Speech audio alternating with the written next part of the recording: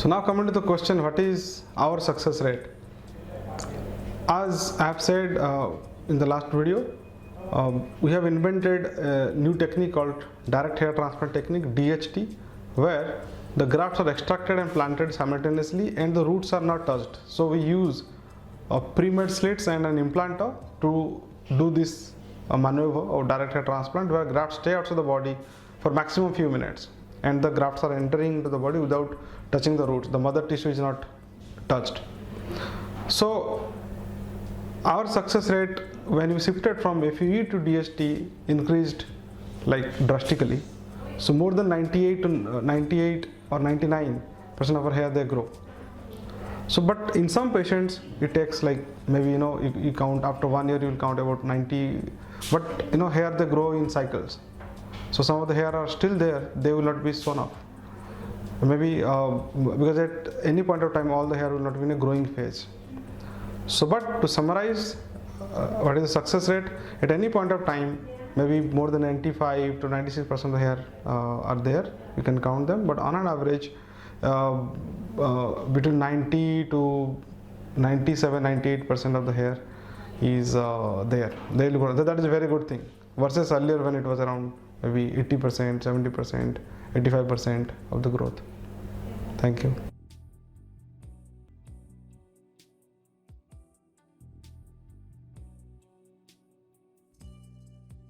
So coming to the question, is FUE going to damage the donor zone for the future hair transplants?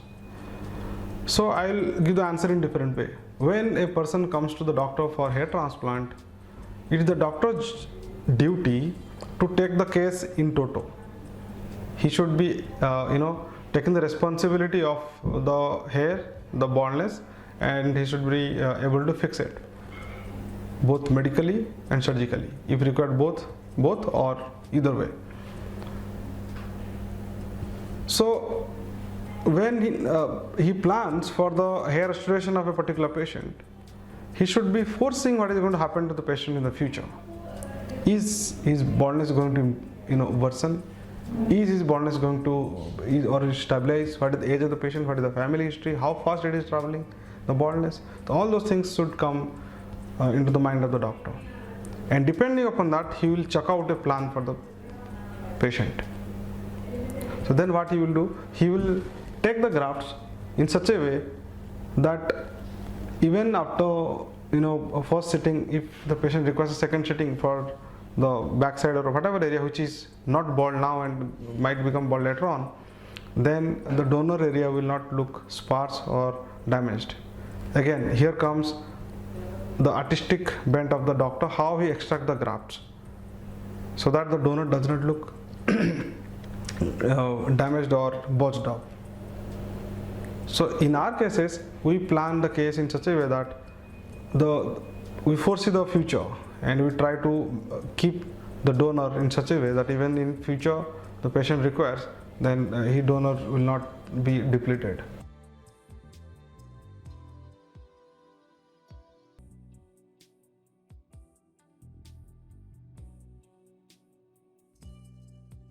Now coming to the question that is there any chance that during FUE the doctor would enter into the unsafe zone during harvesting the grafts? As I said earlier, an intelligent and experienced doctor knows which is safe zone, which is an unsafe zone. So he would like to restrict himself to the safe zone only. And if he is really experienced enough, then he will only extract those grafts and from the safe zone, and he will able to extract adequate number of grafts to give the good amount of density on the front and cover the total area. And if required, he will go to the other areas of the body from where he can extract the grafts, and the second best is beard, and he should be able to manage with beard and scalp. So it is also important that the doctor should have a very compassionate approach, like holistically he should think of balance of donor and recipient, how much a safe donor allows the number of grafts, and with what is the minimum amount of graft with which he can really create a very good aesthetic on the recipient area. So everything depends on the doctor's expertise and skills. So here again one point is very important, the doctors should not become overzealous. If he extract too much grafts, then he can create necrosis in the donor area, and there will be tendency to go to the temporary zone also if he's overzealous and just goes on extracting grafts. So the doctor needs to have the knowledge and expertise and experience and expertise to balance both the areas without entering into the temporary zone, and he should be able to give the complete coverage. And if required, he should go to the other areas of the body. Not necessarily there is the necessity to enter into the temporary zone. He should have the knowledge what is called temporary and permanent, and he should have enough expertise to extract whatever amount of graft required from his permanent area and other areas of the body, and not go into the temporary zone. Thank you.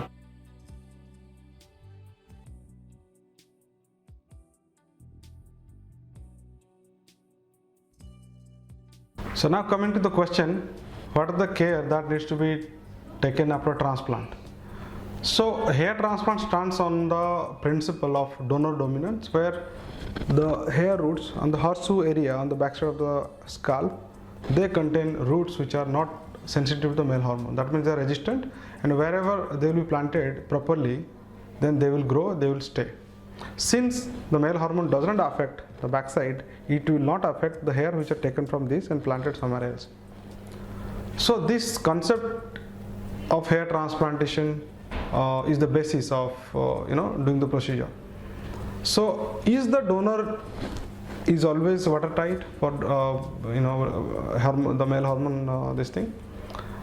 Answer is no. Sometimes the baldness progresses very fast, sometimes the baldness is very aggressive, and this area is also affected sometimes from below upward, like nape of the neck up, and sometimes severely from the top to down.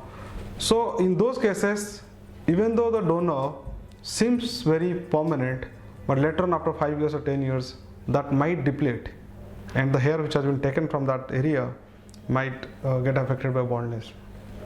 But if your doctor is intelligent enough, he can foresee what is going to happen. If he is experienced enough, then he will come to know exactly what is going to happen. He will give that, he will underplay. He will leave some safe, margins up and down and sides, and he will be able to extract as many as grafts required without compromising the donor area. And he will also mix hair from other parts of the body, mostly the beard. Those people who are extremely bald, universally they get a lot of beard, and the doctor, again, it depends on the artistry of the doctor, how he extract the grafts without making it obvious that he has taken grafts from that area, and mixing them well and planting on the area. Whatever amount of area is there, he should be able to cover it with optimum density from front to back. So it all, whether the maintenance or no maintenance, permanent or no permanent hair, everything depends on doctor's skill and doctor's intelligence. Thank you.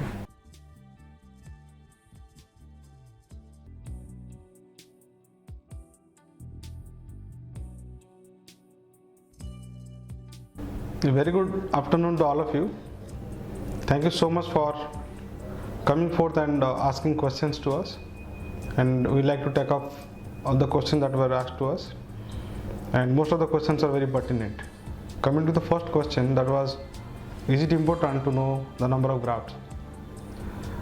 Coming to the answer, we all know that our scalp contains, a non-bald scalp contains a lot of hair, almost 80,000 to 100,000 grafts or roots, and each root contains around 2 to 3 hair. So in total around 2 to 2.5 lakhs of hair are there on our scalp before baldness. So when a certain area becomes bald, that area loses some hair.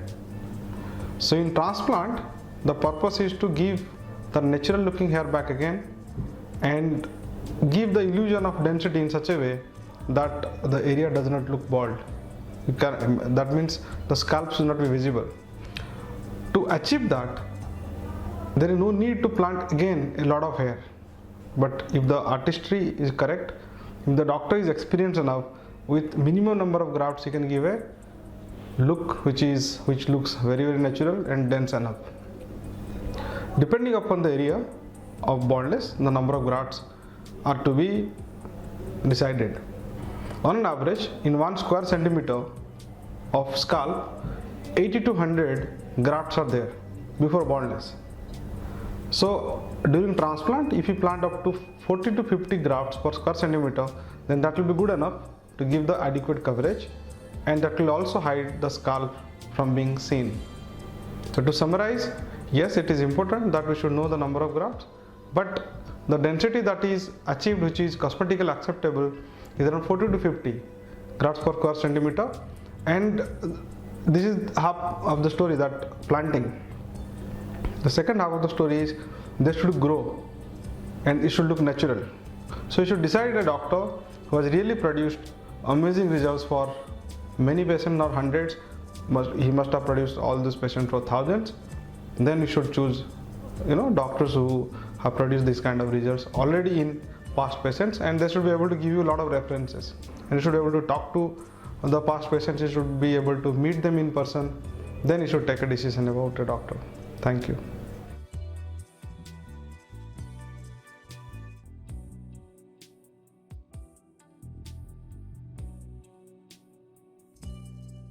Coming to the question that I am 45 years old, can I go for hair transplant? Hair transplant is a very, very superficial procedure. We don't call it a surgery, it is a procedure. That means around 2 to 3 minute deep, needle is pricked and things are performed in that depth only.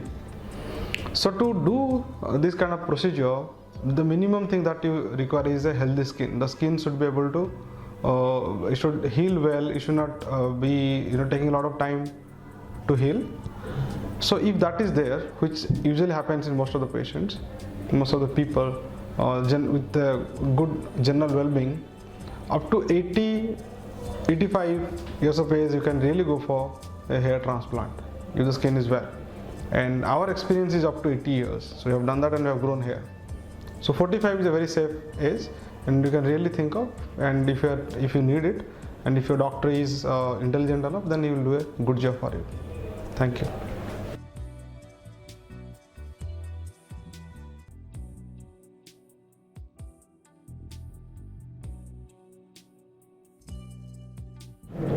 Now coming to the question, cost of hair transplant. So the results of hair transplant varies widely.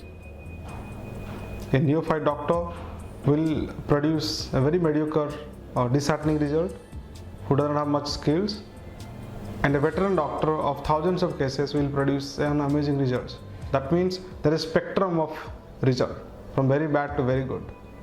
Why? Because the skill, intelligence, passion, investment, as well as the dedication of doctors vary widely.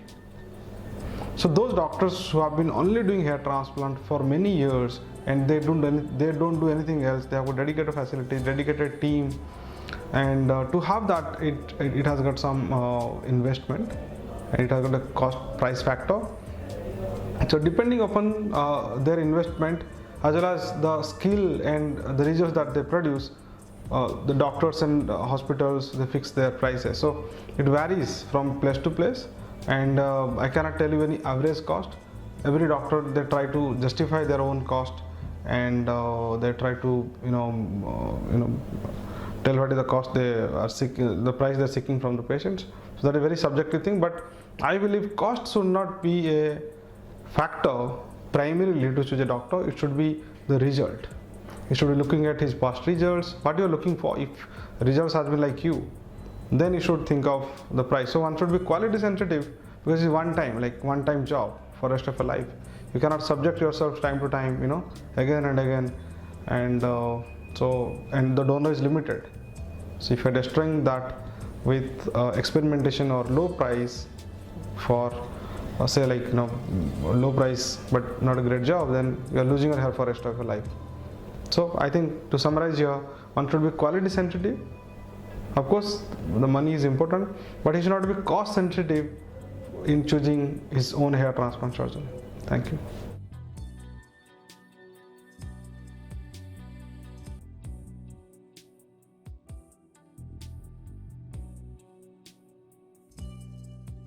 So now coming to the question that what is the best technique for hair transplant?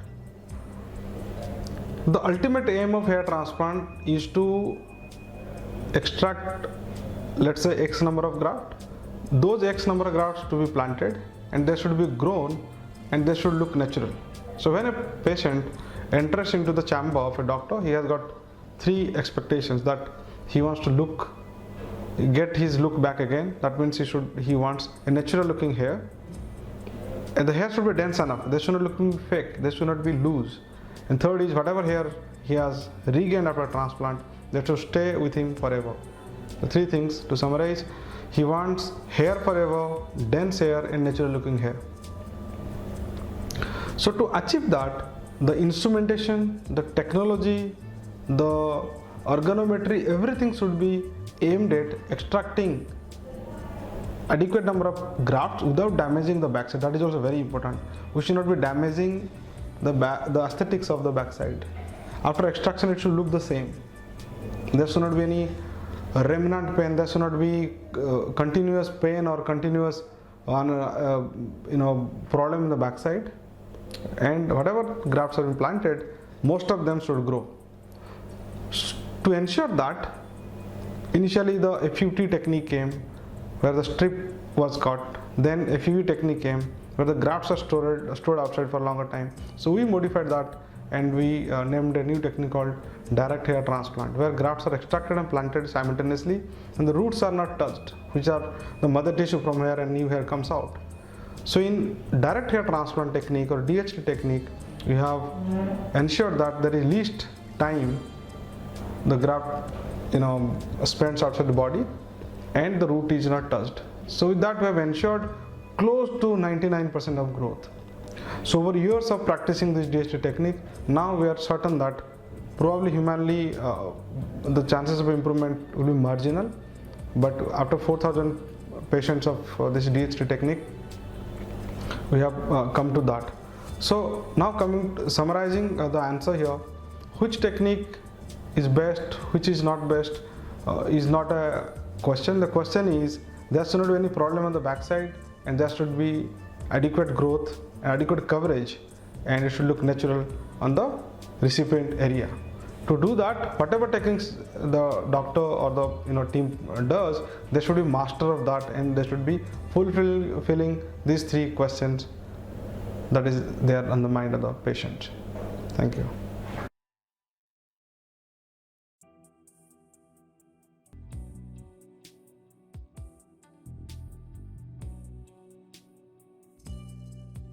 Now coming to the question that any side effects of hair transplantation. As I said, the skill, intelligence, passion and experience of hair transplant doctors varies widely. A doctor who does it as part-time or a doctor who has just started is more likely to do a less better job. Like he might damage the donor area, he might extract the grafts and they are not growing in the front, or he will do something or other. Versus somebody who is doing it every day, to him the procedure will look like a poetry. If he has a lot of passion, he has thousands of patients, he produced wonderful results, and then he will do amazing job.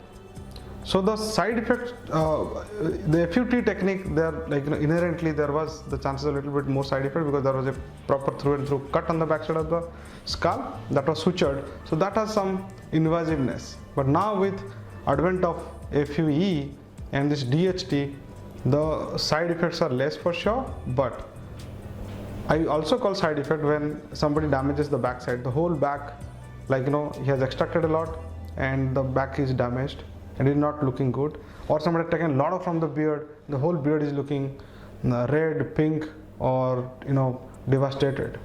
So they are also side effects.